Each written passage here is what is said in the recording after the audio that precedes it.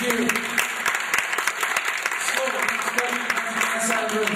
Your name? Thank you, Don Chapman. And I don't think many people have fought as hard for democracy in this country as me.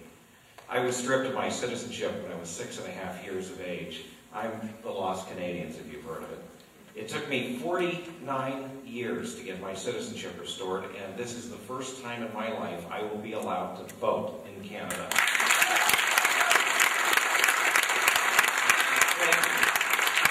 Democracy in action, this government's leaving 5% of the people behind. There were 1 million lost Canadians.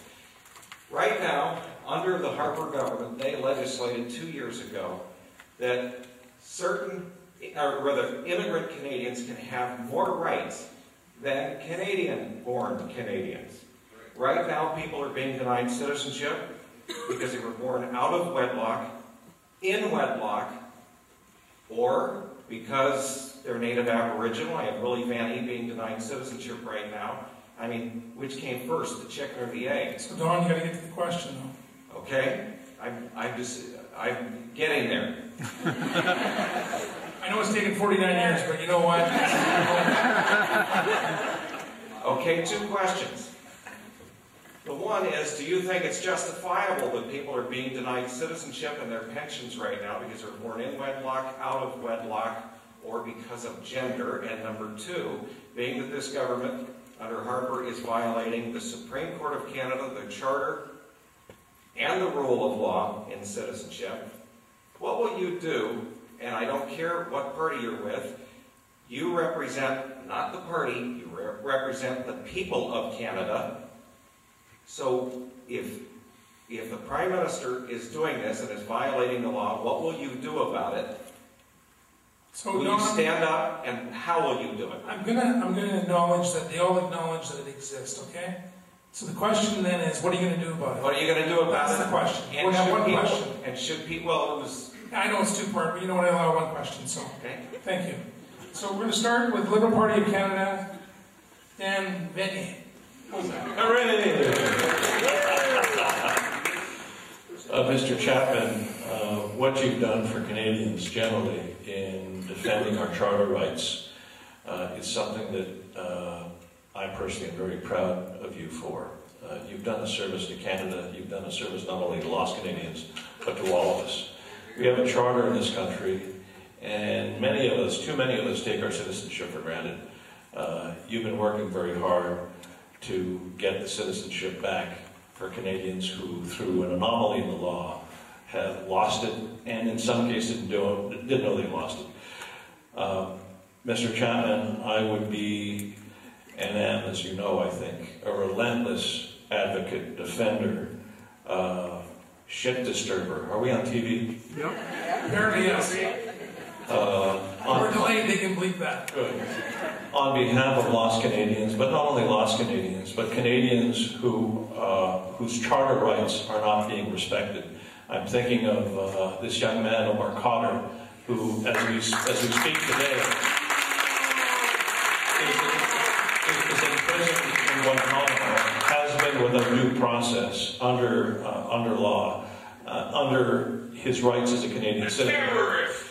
And so anyway, Mr. Chapman, I applaud you, and I want to promise you and assure you that I would work very, very hard to ensure that people's charter rights are respected, including those of the lost Canadians, and that their citizenship is regained. Thank you.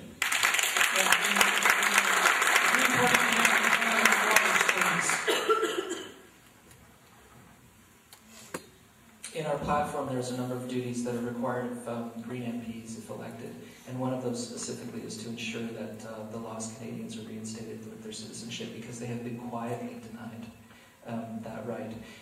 To add to that, I would assume, and I don't know if the discussion will come up after the election, but any benefits that have been denied should be retroactively produced for you. Thank you. Well, Dan kind of stole my thunder there because I had a picture of the fellow I was going to talk about here, Omar Kader. My father was a Second World War veteran. He was twice wounded in the war. And I think it's a dishonor to soldiers everywhere, and particularly Canadian soldiers, that our government condones torture in Guantanamo, in that concentration camp, and keeps one of our citizens there. Even if he wasn't a Canadian citizen, as a prisoner of war, he would be entitled the rights of a prisoner of war. Now you can't erase that by saying, oh, he's a terrorist. A prisoner of war is entitled to certain rights, and freedom from torture and mistreatment is just the basic things. And I think most soldiers would agree that it is unconscionable that our government is the only Western government that has allowed their citizen to stay in that concentration camp down there. Now there's, it's not long before, if you allow your government to do that in other places, it won't be long before they'll do it here. And now they're planning on building more prisons, even though our crime rate is going down. They want to build more prisons. They're planning on putting more people in prison. The United States has the highest incarceration rate in the world. They don't have a safer society than we have. You don't make a safer society by building more prisons and putting more people into them. A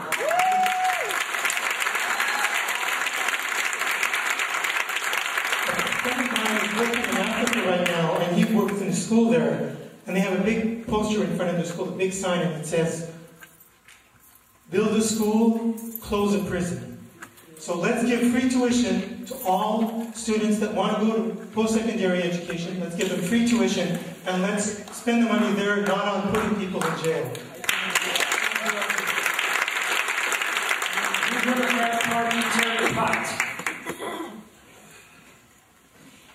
At one time, wives and children were considered the property of the husband. They were chattel, basically. And the laws of Canada went along with that. And if a child was born to an unmarried woman, that child was considered illegitimate and did not have the property rights that legitimately born children born in wedlock, automatically acquired through birth. And these lost Canadians, some of them, they moved to the United States with their fathers, and the fathers decided to take on American citizenship, and it was just automatically assumed that they would be American too, but nobody asked the kids. Sometimes they didn't even ask the wives. And so when the marriages broke up, you've got a bunch of people who really don't know where they are. What are we going to do here? My government recognizes the plight of the lost Canadians. Back in the 70s, there were no more illegitimate children, which was kind of nice because I was illegitimate myself.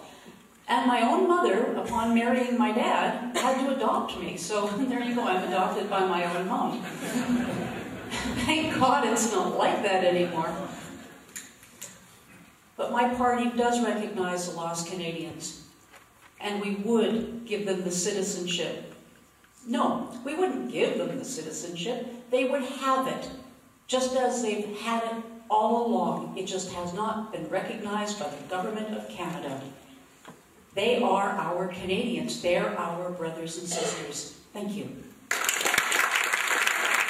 Thank you, Conservative Party of Canada, John Watson. Thank you. Let me first go back to that income trust statement that $30 billion was erased. In fact, you didn't account for the rebound, and after time passed, there was much less than $30 billion. Let me first acknowledge Don Chapman as well. He has done an enormous amount for this category of people. And as he mentioned, over 95% of those who were lost Canadians are now covered with Canadian citizenship, thanks to a bill that was brought in by our government within recent times. So that was one big step forward. However, there's a difference between being in government and being in opposition, and the difference is that you have to look at all of the consequences of your actions when you're in government. And one of the things that Minister Jason Kenney sought to avoid was to give citizenship, or enable people to have citizenship who, for 2 generations, had no connection to Canada, though a grandparent may have had a connection. So he was concerned about people who would claim citizenship, all the rights of citizenship, all the benefits, without any real association with our country. many Canadians, in fact most Canadians, understand why that concern was there and why he didn't just open the net completely. So there are a small percentage of people, which Don would say deserve citizenship, and others would say, well, maybe not, and they're in a gray area. Those can be covered by minister's permits. And Don and others have brought those kinds of cases to the attention of the minister, and on a case-by-case basis, he has granted those permits to some of the people involved, not all of them. And that's one of the issues when you're using your discretion to issue a minister's permit. One thing I can say is this is a minister who really cares about citizenship. He probably knows his department better than any other minister knows his or her department. He's improved the quality of Canadian citizenship by improving all of the information you have to learn in order to Thank you, John. citizenship. Thank you. So we were Doug. Mr. Chapman, I take it now that you were proven right, so all that time that you had to spend with Canadian bureaucrats or whatever, it's just a waste of everybody's time. It's really, really sad. We're all immigrants, folks, except for First Nations. We need to treat people like our ancestors were treated in a reasonable fashion. You know, there's lots of room in Canada, there's lots of natural resources. Let's try sharing and not putting up roadblocks for people like Mr. Chapman. Thank you very much. Thank you. And before we get this side of the room, we're at 8:25. I'm going to guarantee these next two speakers, but ma'am, I'm really sorry.